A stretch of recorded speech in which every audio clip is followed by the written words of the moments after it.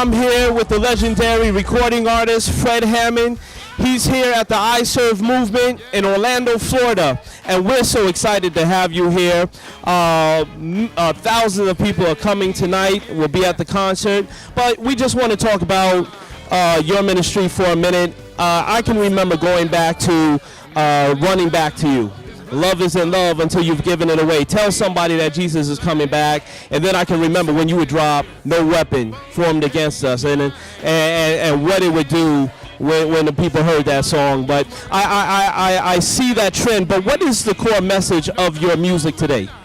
My core message is honestly that none of us are perfect, but we serve a God who's perfect. And God has put me in a position as a man to reach out to other broken vessels. I'm basically a broken vessel that he has on display, that he chose not to fix the cracks. Like there's a vase in the Louvre, I believe, in one of the museums in France, where it's old, but it has a crack in it, and people come from miles around and all over the world to see this great vase, the Ming vase. I'm not sure exactly which vase it is, but it has a crack in it. Yeah. The Liberty Bell has a crack in it. Right. And I'm a cracked vessel that loves God, that God says, I will use anything. I will use fragments. I will use 2 fish and 5 loaves of bread. I will use the fragments to feed and to heal. And that's my ministry. That's awesome. That's awesome. And I'm starting to see a trend because you had something about love. You have Love Unstoppable.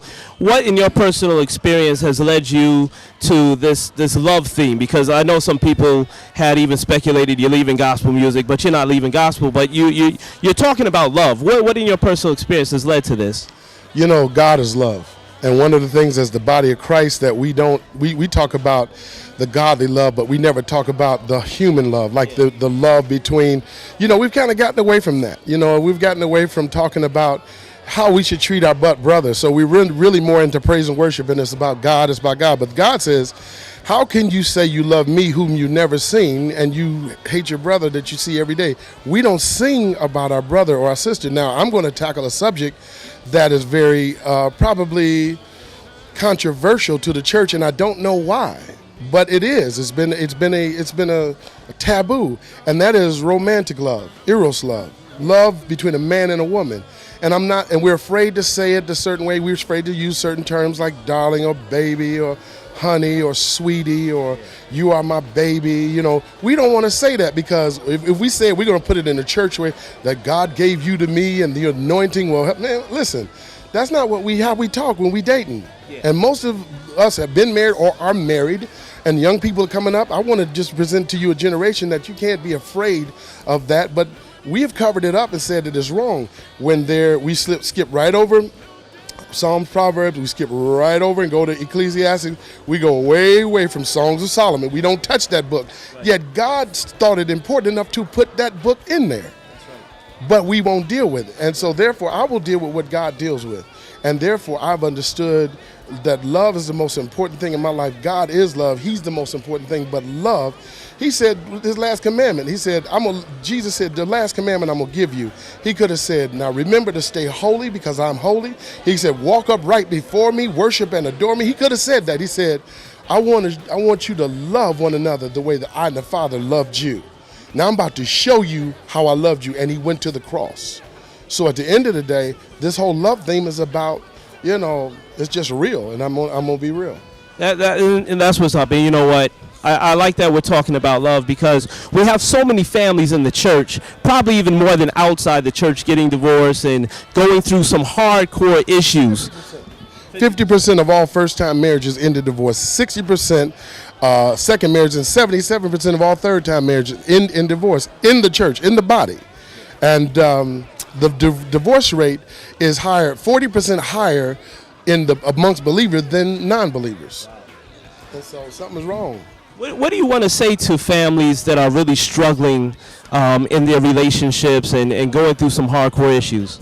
I think that the main thing that wrecks families, and I can speak firsthand. I have a good former wife. She's a godly woman and everything, and I have no ill to say about her. But I can say this: in most families, anytime you have 2 visions, you have division. You have to have one vision. You have to come together and be in agreement. Can two walk except they be agreed? Can a house divided cannot stand? Where there's unity, there's strength. So reverse that. Where there's division, two visions, there is weakness.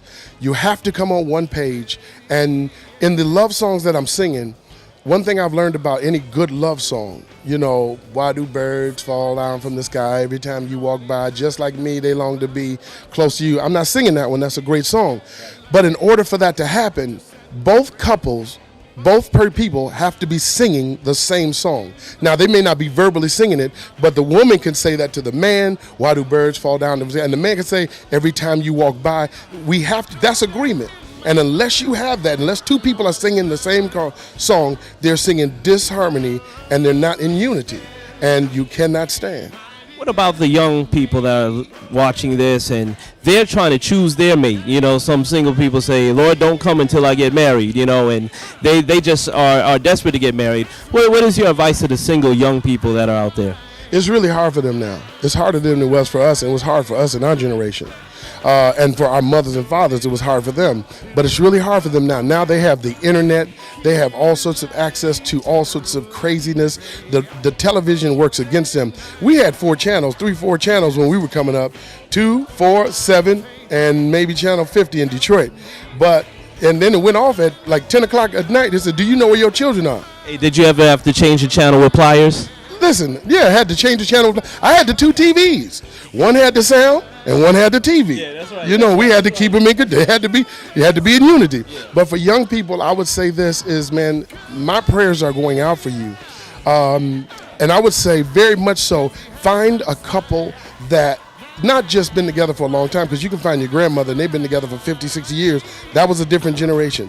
Find a couple that understand the struggles that you see that are successful, that will get real with you and transparent with you and take you under their wing and then sit down and ask them the most poignant questions. I don't care what it's about, money, about religion, about your church, about your affiliation or sex or anything. Find them out and talk to them and beg them to get real with you, because they have a roadmap down the road where you can go. A lot of times we don't want to get real, and we want to just sit down and, you know, what happens to a young brother like myself? When I grew up, I was broke. When I got married, man, I was broke. I was in a group, but I was broke, and I couldn't really afford my family, and I wanted to get married because I wanted to do the right thing. What do you do in them circumstances? But then all of a sudden, life started changing for me, and the division started coming because now I started becoming Fred, and all of a sudden now it required more work than ever. This goes in anything, whether you are a computer person, or whether you work at Best Buy, or whether you were a head of a corporation. You may start in the mailroom, you may marry somebody in the mailroom, but as they grow up, they're intelligent, and it's going to take time, and they may become a lawyer or whatever. Their life is going to change. You have got to be able to adapt with the seasons. As the seasons come along, you got to be able to adapt. And I said a lot in a short period of time, and I'm probably going to do some workshops on this down the road to help some people. That's, you know, this is what it is. Well, I mean, I think that's a wonderful story, and I think you spoke straight to the issue at hand. We have some young people here, young Adventists here, that have gone out into the community. They have reached out to people, and they're giving back. And that's what this whole I Serve movement is about. What do you want to say to those young people that are really striving to do what's God's will? Never, ever, ever lose that heart. Giving back. Never lose that heart for nothing. Hold on. That is the most treasured thing you could probably have as an individual with integrity and with community. Never lose that ability to want to give, or to want to help somebody else, or to want to give of what you have. This is what Christian life is all about. I commend you, I salute you, and keep on doing what you're doing. I commend I Serve movement, this whole organization. This right here is the key to what God has given. This is the key to Christ living. It's not about being perfect and making sure I don't smoke and I don't do this and I don't do weed and I don't do it. That has its place. But if you have the right heart, all that stuff will follow. And the heart is to give. For God so loved the world that he gave his most prized possession, his only son. And that's what we do. We give. Listen, that's powerful. And we want to let you know that the Adventist youth are praying for you and praying for much more success in the Lord, and that your messages will penetrate the hearts.